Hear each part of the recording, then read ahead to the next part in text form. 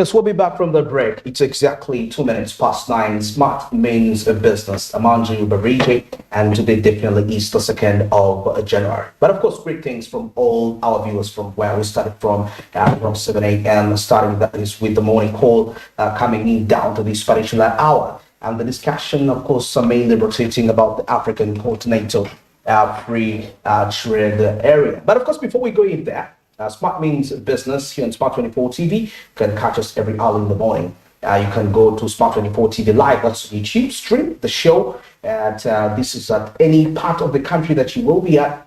And of course, also on our social media handles at Smart 24 TV, that's on Twitter, Smart 24 TV official, that's on Facebook. You can still engage. We normally post up discussions, which are open discussions there, your economic discussions. Definitely, you can join us as we break down those matters. Now, for those of you that are obsessed with gadgets, we still have something for you. You go to your Google Play Store, download the Smart Digital application, and once you download that, you will be able that is to watch Smart 24 to stream Smart 24 TV as Smart FM and NBS Radio at the same time. So that's quite a great opportunity. And for those of you that are owning decoders, GOTV channel 372 and DSTV, GOTV channel 320 and DSTV channel 372. So that's quite a great deal. And Smart24.tv, that's the official website for a business researcher out there and the latest business related trends. You can go there and search.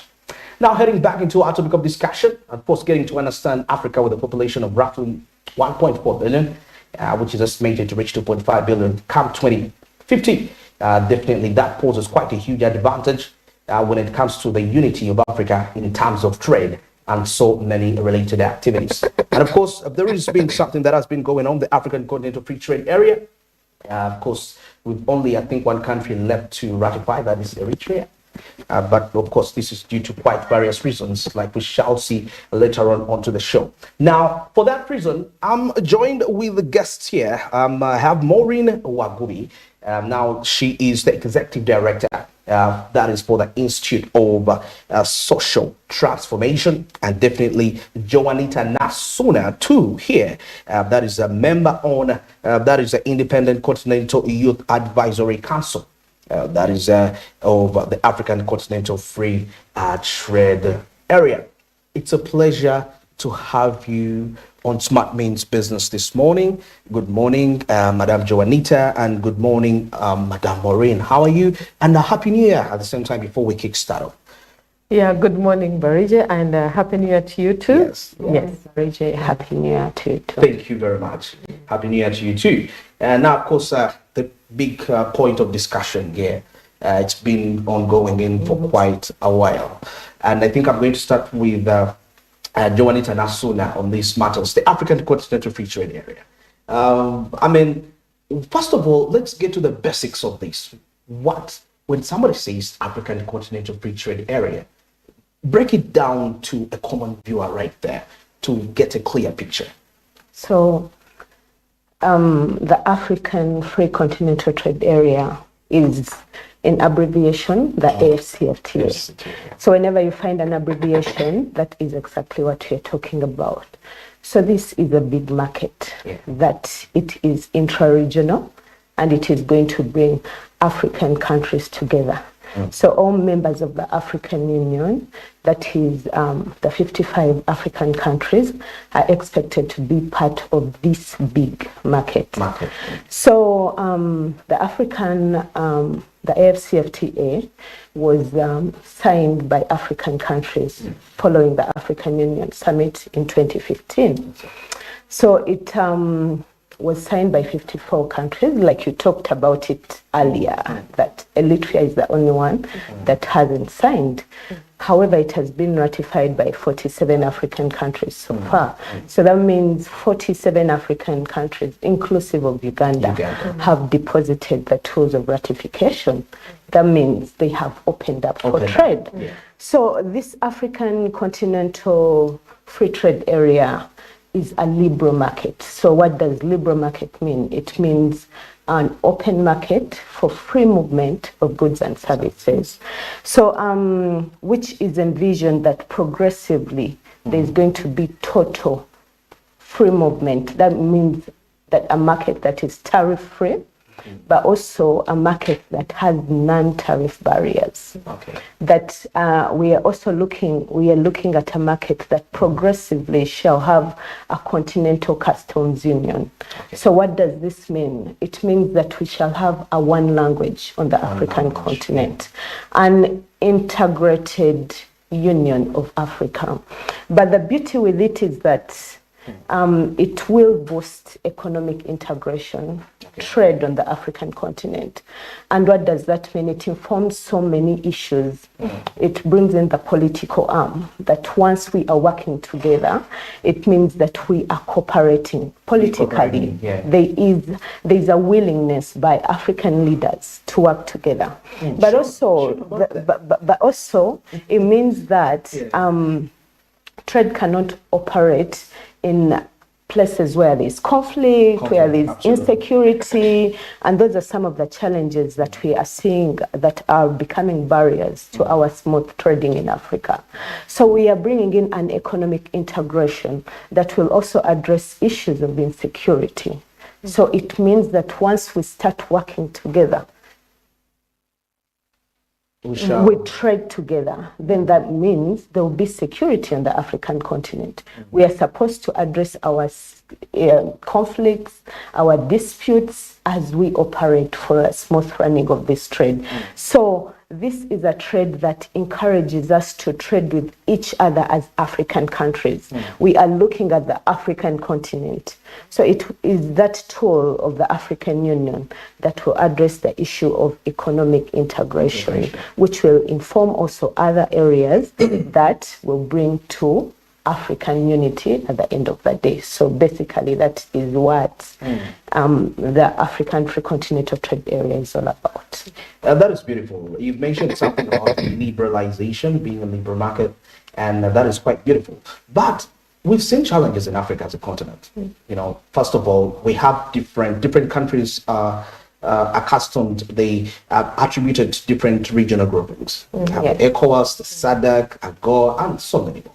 And now, still within these different groupings, there are already instabilities. Of course, when it comes to trade-related policies, we've seen Uganda being a huge victim on the East African market. When it comes to our goods being denied in Sudan, talking about Kenya. We see some member countries assigned to different groupings. You're part of COMESA, you're part of the East African Cooperation, you're part of the SADC, you're part of the AGOA at the same time. And some of these groupings also have what we call operational frameworks. And so there is always this perspective of, okay, where should I belong? So if we have not mastered this yet, how are we able to master it at a continental level? I'm trying to put that down. Yeah, how do you see about that? I think Maureen can talk about this, and Joanita will also conclude with it. Yeah, thank you very much, Lydia, and thank you to Joan for that elaborative explanation about the AFTA, because yeah, we are still grappling with so many things. Like you have said, there are so many blocks, especially when it comes to trade. And most of the African countries, they belong to certain blocks. Blocks, yeah. Yes, and we also take cognizance that, yes, most of the things are not very secure. We are not operating fully, like you've already given the examples of some of our goods being, you know, denied you know, access to other countries. But it also takes us back to say that, yes, the African Continental Free Trade Area is here, and we have to look at it because it is coming from the angle that we have learned so much from the other failures. Exactly. So, and we are looking at it that, yes, this is unifying all of us instead of breaking, you know, having different blocks. So for me, the question that is still lingering with some of us is that, what is the process going to be like? Okay. To phase out the others?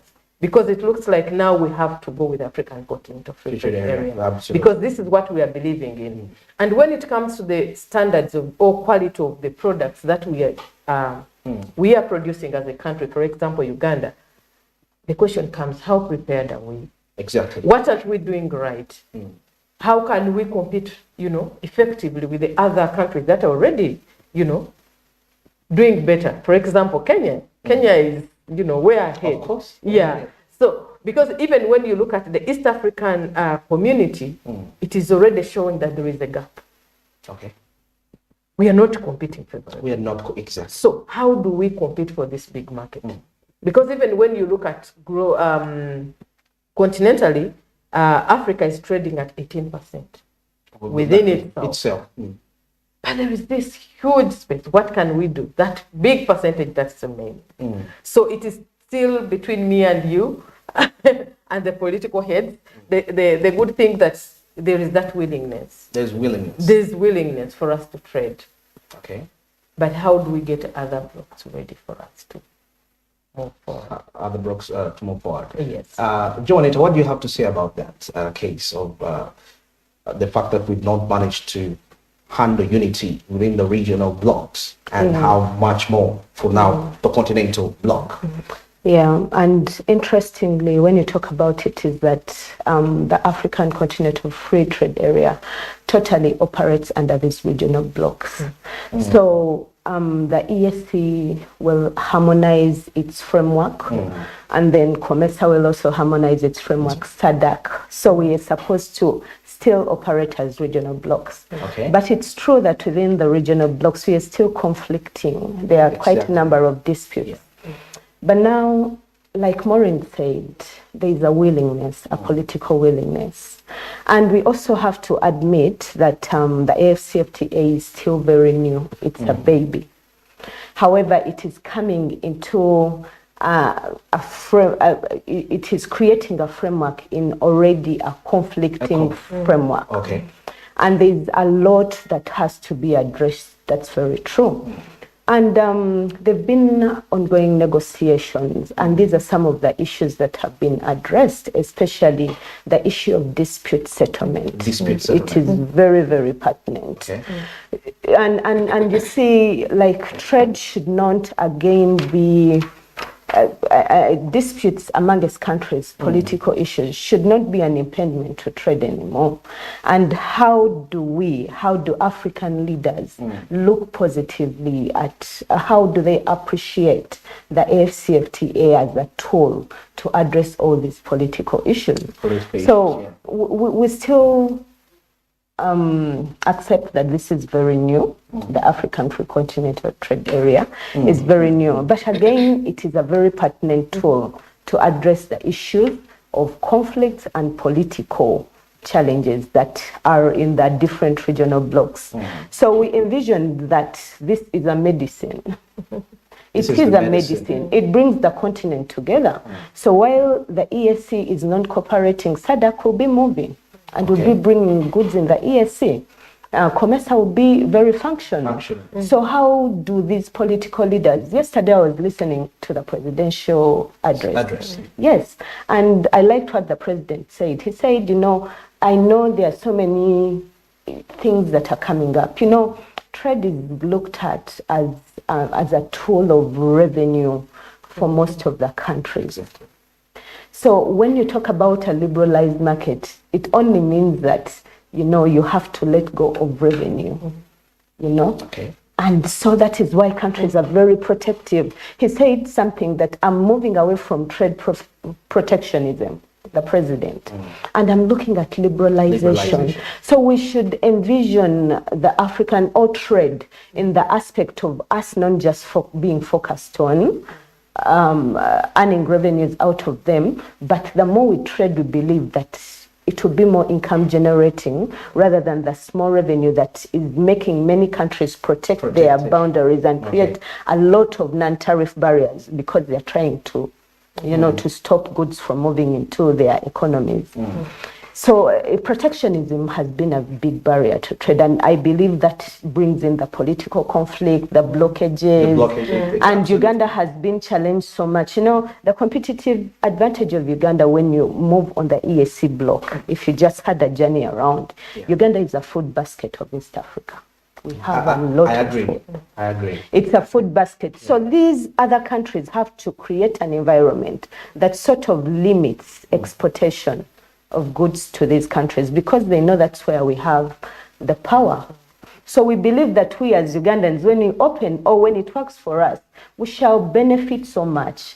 That is why our president is very, very, very open about liberalization. And it is very important that, and we believe that in future, as we move, it's progressive. It's progressive. Progressive appreciation. We believe that there will be a better positive thinking around liberal trading. Liberal trading. Yes. That's very interesting. Now, when you talk about trading, it brings me now to the aspect of competitive advantage, because as of course a number of African countries, each having a certain, can I call it, where you specialize in trading amongst yourselves, So how do you see about that? How far have we gone in terms of specializing as a country, Uganda, for us to effectively be, for our value to have impact within the continent? Specializing in trade.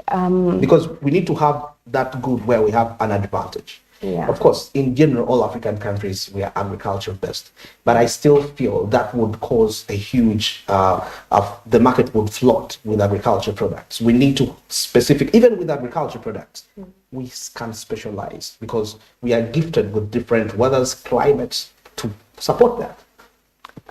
It's currently for Uganda, it's hard to specialize in anything because I would say we are good at most of the agricultural products, and it's an advantage for Africa globally, when you move out of the continent, but also a challenge within the continent because we are mainly agro-based. We almost produce the same product, which is it's a big challenge. But now, what are we mainly focused on? We are primary producers. You find that still Africa trades primary products, even around the RICS. There's very low value addition. So the issue of industrialization is very pertinent here. How do industrialization informs value addition? Value addition, absolutely. So that means there will be more local industries. That means at that point, probably we can have like a specific product that we are good at. If, let me say, Uganda has coffee, for example, because we are one of the global producers of the most quality coffee. Exactly. So how do we take advantage of our coffee? How do we add value to it? How do we package it in a way that gives us a competitive advantage? Exactly. Yeah. So again, it shall take time for us because now Uganda is trading over 20 products on the African continent, but mainly trading with the ESC, and it trades with the ESC at about 65%, and then trades with COMESA at 35%, then the rest of the blocks at 3%. So it gives us about a 39% of the rest of the untapped market so far. Yeah. So it is very pertinent now to see what is tradable in the different blocks. I think that for starters, it's very important for us to understand what is tradable in COMESA. What does SADC want? So that way, when you identify what is tradable, it will sort of help us address specialization. That's when now you can build the capacity of the farmers and let them know that actually this is marketable in different places. And I believe Ugandans are very quick on addressing. Exactly. Yes. When they are told that there is market somewhere. I remember when vanilla was on a hype at some point, and now they are back to coffee, and they are really, really taking, they're really under the initiative of having as many coffee trees everywhere. So it is about understanding what is tradable within the African continent, and building the capacities of the farmers, and they shall get there. Okay. Wow, very interesting. And you see, discussing the FCTA brings me back to the population we have in Africa, which is largely comprised of the young population. But unfortunately, such of the key issues we've been facing is there is lack of skills. Because if you're talking about production, I'm talking about skilling, because you need to put out their quality. Talking about people are dropping out of school in Africa, and I'm trying to understand how this is going to really foster in. I think, Maureen, you could go for this. How this trading, us being, however much we are diversifying, because it matters what we put out there to the public. So what are we doing about the young population, which is energetic, ready to work, but they are uneducated and they are less skilled? Yes. Thank you. And thank you, Joan, because Joan understands the FTA so much. So yeah, I understand why the questions have been so much with Joan. Yeah. But thanks really for bringing the balance. And yes, the population is big for the youth. Yeah. We acknowledge that. And the line was saying that they are dropping out of school. Yes, that is still a challenge for everyone. But we need them to be part of the production process. Exactly. Because for FTA, for African Continental Free Trade Area, it's not only about goods, but it's also about Services. Yeah, so that even our young people can cross to the other nations, to provide service. So how ready are we? That goes back to the question you're asking us. So if people don't have skills, what are we doing? Exactly. So this means that the government has to come in and skill the young people. Because if you're saying Uganda is mostly focused on agriculture, and we know the young people are into technology, they want things that are exciting. We don't want to use hand hoes to go and dig. Yeah. We can use mechanization. So is the government ready to provide this, Is it ready? Machines. Actually, yeah. And is it? Because we need the machines. Yeah. People are willing to do agriculture. Do we have the land? Because how many youth are able to access the land? You see? So what is government doing? Are they also providing some land for maybe, let me say, youth groups? Yeah. Because yes, we can come and say we are going to give them skills on how to do modern farming, how to add value in some of these products. Do they have the capacity? Do they have the financial stability? Because some of all the things we are talking about, there is need for financial muscle. Financial muscle, absolutely. Yes, we appreciate the government has set up some of these financial programs, the PDMs, the EMIOGA and whatever, but who are those who are accessing? What is the impact of some of these programs that government has pushed forward? Because we have to look at their impact, assess, and then get our youth ready. Because yes, we need this energy of the youth, because they are very energetic and they are the people who are going to take Uganda to the next level that we are looking at. Because the African Continental Free Trade Area, as we are looking at it, is still, it's a baby. It's a baby. We are nurturing this baby to grow. And talking about that, we've seen quite a number of young Africans leave Africa, go for other countries for greener pastures. And it's quite absurd that the biggest percentage of those have actually gone, I call them modern day slaves, not expatriates, because if we had expatriates, they would bring in the remittances back to Africa.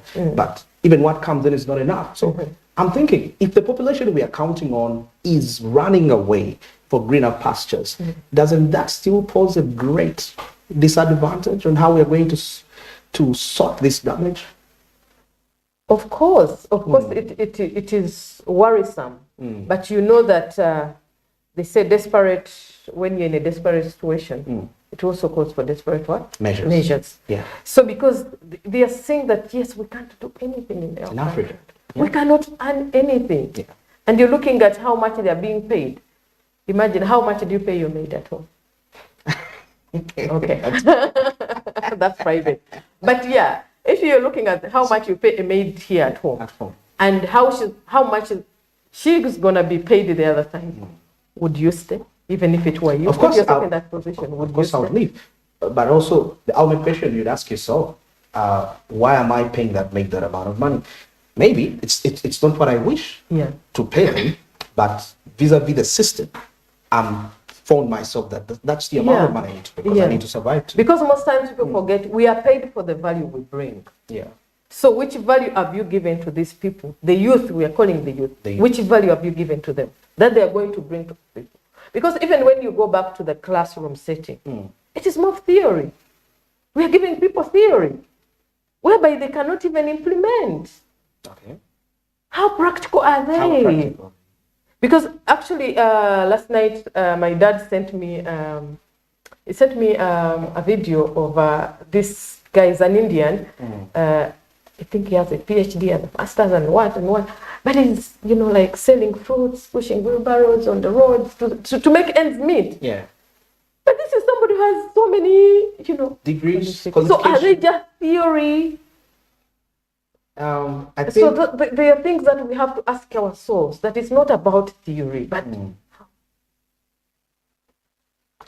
I leave that to you because or maybe it's or maybe it's before we get into the hurting. break, you see, sometimes you may have what it takes to make it there, but it's beyond you. Success, the success of an entrepreneur, the environmental factors play a big role. Of course, you can still beat them, but it will call for extra measures, which not so many people are willing to go that far. Anyway, it's exactly 27 minutes past 9. We're still having a discussion on the African Continental Free Trade Area. My guests, I have Maureen Wagubi, is the Executive Director, that is Institute of Social Transformation, and Joanita Nasuna, who is the member on an independent Continental Youth Advisory Council on the African Continental Free Trade Area. Now let's take this short break, and of course I'll be returning with my panel still as we of course head into the last minutes to break down this matter further. Stick around.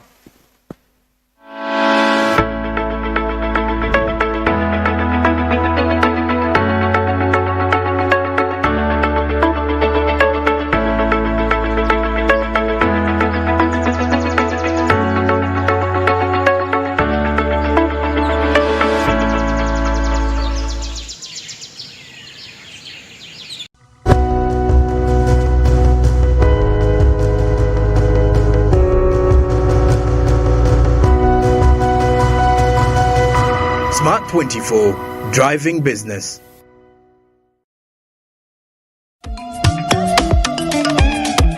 Jovia ng'oyolekera ku lugendo luno olw'obulamu nkuwa ekirabo eky'amaanyi agatazizibwa, amaanyi okulabibwa n'okuwulirwa mu mawanga ag'ewala ennyo, okutuuka buli wamu nga yadde togenzeeyo, ensi yonna ng'ekuli mu ngalo.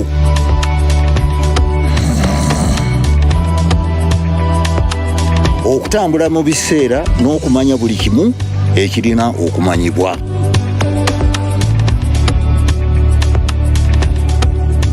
Jovia, kino kye kirabo kyange gy'oli. Tewali kumu ku ky'osobola okukola ku mukutu nnantameggwa ogwa MTN. Luxury redefined at Seasan Hotel has you endowed in the splendor of elegant living fit for the royalty that you are. Step into comfort, pampering and blissful customer-centric service as you select from our range of comfy, exquisite living quarters furnished to meet with your royal preference. Surrounded by scenic beauty, our tropical setting allows you to escape the glamorous ordeal of city life. Our ambient green gardens will guide you to a place of revitalizing rest. The 3-star restaurant caters to your palate, serving your choice menu ranging from exotic cuisines to local delicacies. Our chefs will serve you full-course meals for a truly out-of-this-world culinary experience. Our fully stocked bar to whet your throat, from renowned global brand whisks, brandies, gins, beers and wines to our locally celebrated beverages, you will not lack for any brewage. It's an all-new experience in the East at Seasan Hotel. So visit today at Plot 15 to 19 Spire Road, Ginger, or contact us on +256 751 719 960 and +256 785 354 614 for reservations. Seasan Hotels, luxury redefined.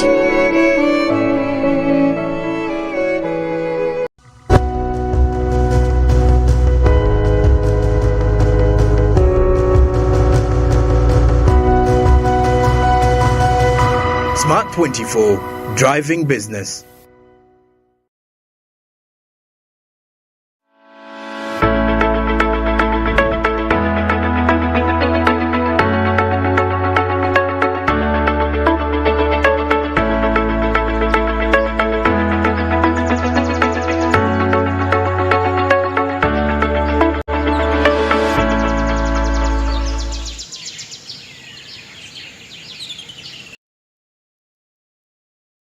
Exactly 20 minutes to the top of our Smart Means Business. I'm Andrew Barije, of course, with my guest this morning. That's Juanita Nasuna, member of the Independent Continental, that is a Continental Youth Advisory Council on the African Continental Free Trade Area, and Maureen Wagubi. She's the Executive Director, that is the Institute of Social Transformation. African Continental Free Trade Area, of course, we had the descriptions, getting to understand what it entails. But of course, despite that, we need to understand for any market to be efficient, we have what we call sound economic policies, and of course, which arise in along with infrastructure developments. We had that sound report that was the end of last week about e-commerce. Of course, the renowned company, of course, Jumia, but of course, it operates in Africa, right? And we had issues to do with the adaptability of the market, yet part of what we think could boost the African Continental Free Trade Area is in line with e-commerce development. A number of African innovators have developed these platforms. And if a big player worldwide is facing issues who had actually entirely taken up a huge market share in all the countries, despite the fact that even those countries have e-commerce-based platforms. So definitely, what does that shed a picture in terms of progress in infrastructure for the African Continental Free Trade Area? Talking about it in the e-commerce perspective. I think Juanita will take in this about that. The e-commerce development, seeing that the big giants are complaining about Africa, we are not adaptive like the European markets, and so many that really scared me. On a personal perspective about Jumia closing, first of all, I would think that Jumia is now threatened, or it had monopolized the market.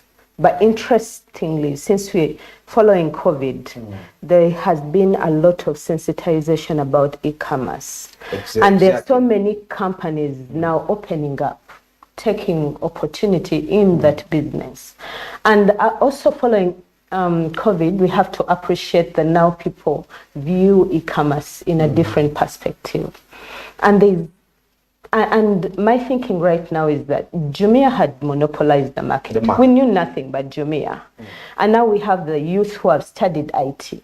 And there are so many platforms, online platforms coming in. Exactly. We have TikTok, we have, and people have been made to appreciate that actually you can advertise even on your social media platform.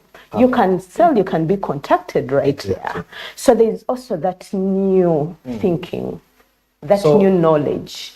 So for me, Jumia being an online platform that had actually monopolized the market, I feel it's threatened or it is getting lost sales because people are using so many other avenues. Yes, the utilization of online platforms now. Exactly. That's my thinking.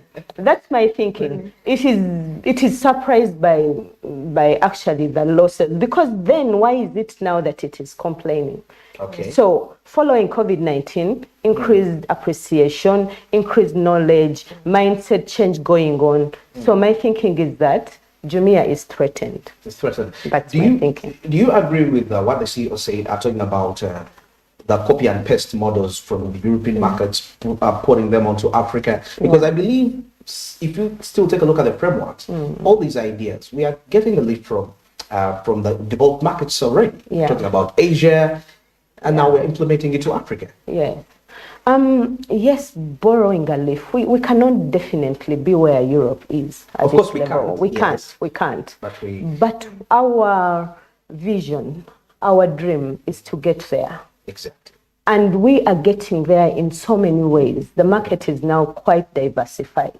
Even online platforms are diversified. These were people who were actually used to monopoly. And now we are breaking the barriers of monopoly. The monopolized system is being broken, because now there are youth who can have a number of websites. Have you seen how many companies? A lot of websites. It's one of the initiatives created. When someone formalizes their business, the next thing is that they will have a website. And the next thing, they'll be contacted on their website. So definitely Jumia is not making sales. However, we shall not be at the level of Europe. How can we? We are borrowing lifts from Europe. We do what they did. Yes, we do what they did. And my thinking is that Jumia as a company should again now create avenues of how to operate competitively, rather than having a monopolized market where it's the only seller. Yes. So basically, Africa, we are growing. We are growing, and we know that we are. But we also have a vision of African integration. We are not going to be stuck or blinded by these systems that have been coexisting for years. We shall bring in our new system. Yes, and that's what we are doing. Maureen here has already an online platform selling as well. So imagine it's already competing with Jumia as well. So I mean, it's an adaptation, I believe. Maureen, what do you have to say about that? For me, it's good to appreciate competition. Yeah. Competition always makes us improve what we have, make it, competitive, and make it, admirable by other people. Okay. And for me, when Jumia steps out, because I remember, I'll give it an example. When we started, of course, they wanted us to partner with Jumia, and I said no. Let the MGA, the Market Garden application, stand alone, and we see how it's operating. We shall learn where to improve, how to strengthen it, than going under somebody's umbrella. I said we will get lost. But when I hear that story, I think there are so many elements that are happening already. The infrastructure, like Joanne has already alluded to that. The internet issues, they're also affecting people, but also the financial stability, the muscle of the masses in Uganda. How, how vibrant are they when it comes to shopping online? Okay. You see, that sometimes it's really constrains you. I absolutely. Yes, the government, the internet is so high, the internet costs, they're very high, by the way. That excess duty they put. It made the internet very expensive, but also the gadgets themselves, access to these gadgets, the phones, they are very expensive. Actually, a report reveals that there is 97% smartphone penetration in Uganda. You see, but also access to electricity. So we are all competing with these few urban people, the corporate ones. They are the usual people who are going to be shopping online, and then there are so many apps flooding in front of their faces. So how do you compete? That's very understandable. Yeah, so we have to look at some of those elements. Because now, looking at the perspective, when we have, because I understand for you, now that brings in the advantage of the integrated market, that the surplus, what we've not yet adapted to Uganda, other countries have adapted, like South Africa. And I think that's one of the greatest challenges that we have in Africa. There is development, but it's imbalanced. And I think that is something we also need to address, Joanita. I don't know what you really think, if we are to have, because when we have certain countries more economically advanced, they're a little bit skeptical into entering into certain economic agreements, because there is a perception that you want to benefit from me, I'm not getting anything from you. Yeah, that's true. Yeah, and those are some of the challenges that have kind of delayed the negotiations. Yeah, because there are some countries, there are some overlapping policies whereby you see that they are actually not addressing or not speaking to the national challenges of the different countries.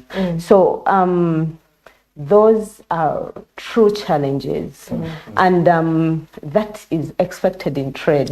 Yes, because you see, we are operating as sovereign countries coming together, despite being under regional integration. The countries still apply the aspect of sovereignty, and it becomes very hard to harmonize some of the policies, the regulatory frameworks that will help in that smooth operation of trade. So, based on the fact that harmonization of policy is still very hard. For example, you would see that we have finally harmonized our common external tariff on the EAC block. Yeah. That is at about 35%. That is our tariff, external tariff for all the imports that will be coming in. Okay. But that took time. That took time to negotiate, to appreciate, to come to terms and decisions with. And those are so many other regulatory frameworks. The customs union is also still being negotiated. The simplified trade regimes. So there are many provisions within agreements that inform so much, that will either inform smooth operations or either become barriers to the smooth operation. Okay. So it has also, we've seen Kenya a number of times negotiating with EU by itself, because the EPA is becoming a barrier, and the EAC is failing to come to, harmonized terms about it, because Uganda feels that that will definitely, Kenya will benefit, but Uganda shall not benefit. Rwanda feels that, maybe Kenya will benefit, and they come together. So, coming as regional integration, and there are challenges within, especially coming to terms with provisions that speak to all the countries as a bloc. It's still a challenge. And it is also true, because Kenya at one point said, we are not going to wait for the rest of you. You find that some of them are really fast economically. They want to trade. Their thinking is quick. While for you, you're still battling with basics, having a challenge to appreciate these dynamics. For them, they are willing to take the risk. So the fact that some of them are risk averse and others, you will take the risk, it makes the bloc have different ideas, but also it sort of delays the negotiation and harmonization. And, as well, we have some challenge with the fact that in these regional blocks, the level of development is not the same. It's not the same. And that is true. So you'll find a developed country putting barriers, wanting to trade more, wanting to take advantage of the export trading for their country. Okay. And then you'll find a low developed one importing more. And that has been realized with Uganda. Uganda, we import more than we export. Yeah. And that means that we are not earning much from international trading. Yes. On top of being landlocked. On top of being landlocked. And then when you go to Kenya, you'll find that it's almost a balanced trade. Imports and exports, it's almost balanced. So now that's the difference. Then on top of being landlocked, Kenya has the access to the sea, and we do not. So many challenges will really impede trade, and that is why we're saying it is a progressive achievement. Yes. And we believe that by 2063, that's the vision we have for a fully operational African free continental trade area. We shall be there, but right now we are taking baby steps as we address all the issues. Now that brings me to a key aspect here about harmonization of the fiscal and monetary policies of the different member states. How do we see in terms of advisory, in terms of what advice do you give to the government of Uganda in terms of harmonizing the fiscal and monetary policy in relation to what other countries have? Because if I look at East Africa and Uganda, we almost have, for example, the highest lending rates, because talking about exchange of goods and services will involve production, and that will need finances. And having a monetary system that is not favorable, that means people don't have access to credit. And in Uganda, it's a big issue. If we are to see productivity happening, be it even a service. Because you need, there are aspects that come along with service delivery. There are costs you incur. You have space, you need to acquire infrastructure.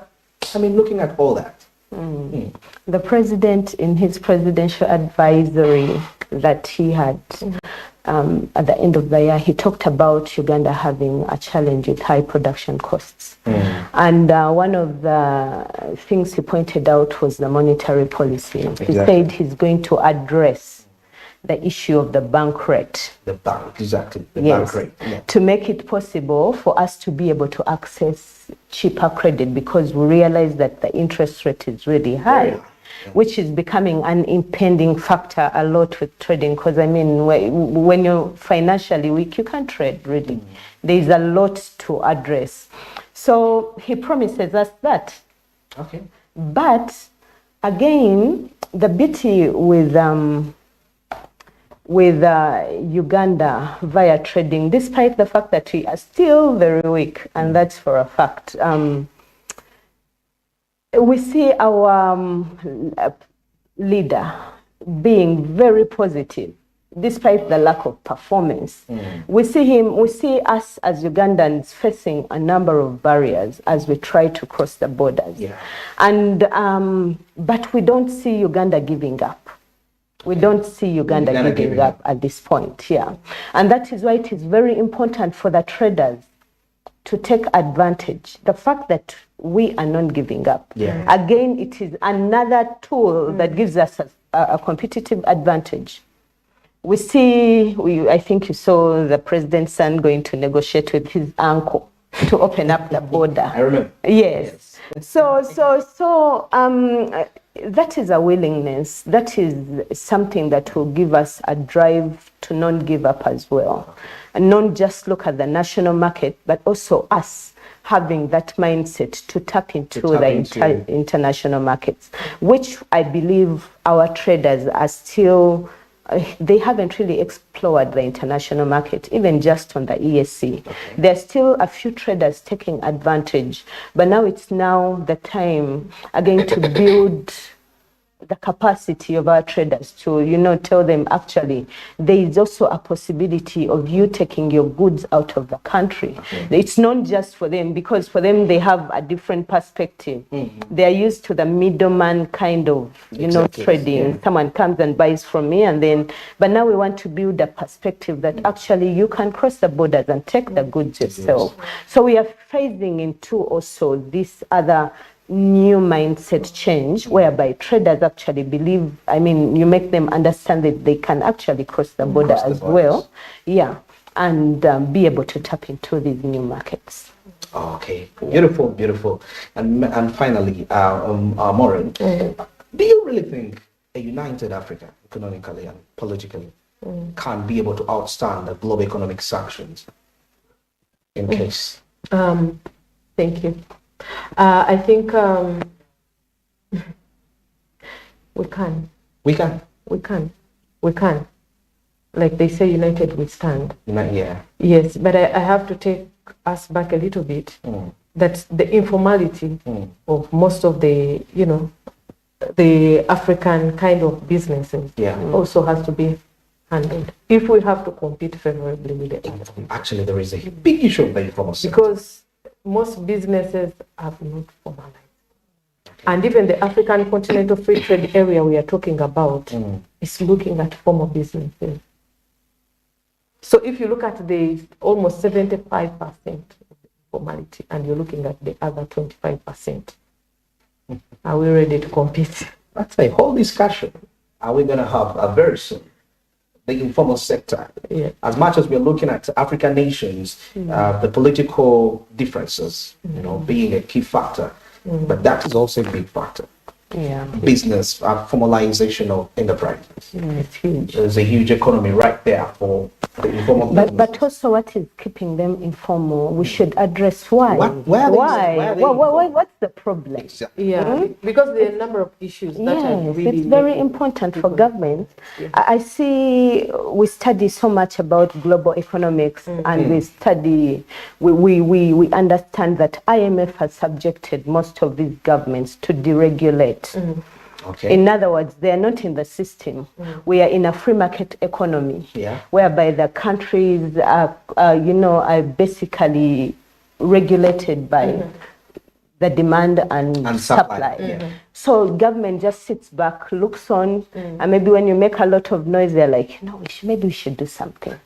But I think now what this intra-regional African Union is offering us through trading is the fact that now as African governments, they have an opportunity to come back into the system and regulate their economies.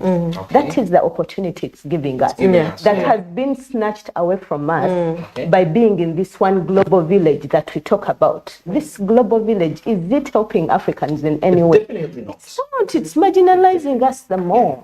Marginalizing us the more. And it handpicks South Africa for us to be at different levels of development. And it has really made us get stuck. But now the AFCFTA is giving Africans an opportunity to come back to the drawing board. And regulate. And design something that speaks to us as African countries. And you're saying, look, yes, the global market is there, but we can even do it with each other. If we grow and we have that economic muscle, that financial muscle, it even gives us a place at that global table, which we don't have. We don't have it. You will see all countries represented in United Nations, but do you have any members, okay, we are member states, but the superpowers, Africa is not anywhere. It's not, you have Russia, you'll have Europe, you'll have America there, but you'll not have any representative. From Africa. But instead, they design the policies for us. You find that the policies that are regulating Africa are just from up there. IMF. The WTO, IMF, is informing the policies that are designed in the African continent. Okay. But see, now it is giving us this opportunity for us to have Africa back into our hands. But and this we can achieve by, by strengthening our financial muscle. And this is a very good opportunity. That's why it is our role for all of us to make it work. Yes. The greatest opportunity which actually Africa will ever have is having full control of its affairs, political, economic, and social at the same time. Well, as we wind this up, it would be so unfair if I'm going to start with Maureen. In just a few minutes, your New Year resolutions, your advice to a young entrepreneur out there who is aspiring to do something for himself in 2024. Yeah. For my closing and the New Year resolutions, of course, calling upon all young entrepreneurs, the youth, the women, that this is our year. Okay.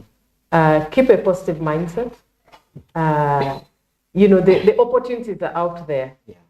Just embrace every challenge that comes your way. But the mentors are also there. Ensure that you have a mentor to walk with you through the journey. Because whatever you might face along the way, it is not news. Other people have gone through it. I've gone through it. So always have those platforms to share and learn. Okay. Yeah. And Joanita, your last regards for Entrepreneurs 2024. Thank you. First of all, I would like to appreciate Maureen. Exactly. Yes, because I'm here because of her.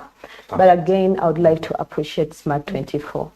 It's a very entrepreneurial television. Yes.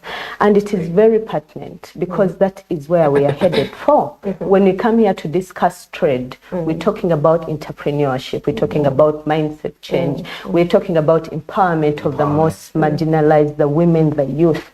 So to ensure that it is all inclusive. You see, these TV stations are watched by a number of people and viewership is very pertinent. People, what they see is what, there's that parable of what you see is what you are, something like that. Yeah. Who you are. So it's very important to continue with mindset change, again, whistleblowing about the new dynamics, allowing people to take advantage. How do they tap into these many opportunities? But also it is us Africans that are supposed to break the barriers that have kept us Africa marginalized. We are at a point where we should not be viewed as, underdeveloped or Underdeveloped. still very far Victims. from development. I feel it's a victimization. Africans have now traveled. Africans are aware. They know what is out there. But implementation has become so hard because we are still tied to global policies. But now this is a chance for us to build an Africa we want. So how do we all participate in this new tool, this new opportunity, this new market that allows us to build the Africa we want? So that is our challenge for 2024. Very beautiful. And of course, great thanks for being part of the show today. My guests this morning have been Amorin Awabubi. She's the Executive Director of Institute for Social Transformation, and Joanita Nasuna. She's a member on Independent Continental Youth Advisory Council, the African Continental Free Trade Area. Wish you a happy 2024, definitely on Smart 24 TV. This is, of course, part of the first episodes of Smart Men's Business, and hope to see you tomorrow. Have yourselves a very productive day. We'll link up with more.